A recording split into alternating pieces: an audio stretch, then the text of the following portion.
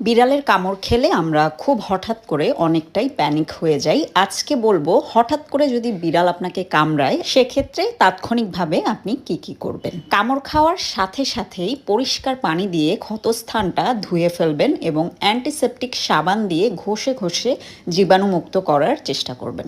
এরপর পরিষ্কার কাপড় দিয়ে ক্ষতস্থান মুছে ফেলে অ্যান্টিসেপটিক জাতীয় কোনো ক্রিম বা মলম সেখানে লাগাবেন। আপনার বিড়ালের যদি র্যাবিসের ভ্যাকসিন করানো না থেকে থাকে সেক্ষেত্রে অবশ্যই ২৪ ঘন্টার মধ্যে আপনি নিজেকে র্যাবিসের একটা ভ্যাকসিন দিয়ে নেবেন। বিড়ালের আঁচড় বা বিড়ালের কামড় অনেক ক্ষেত্রেই খুব একটা গভীর হয় না, সেক্ষেত্রে দুশ্চিন্তার কোনো কারণ থাকে না।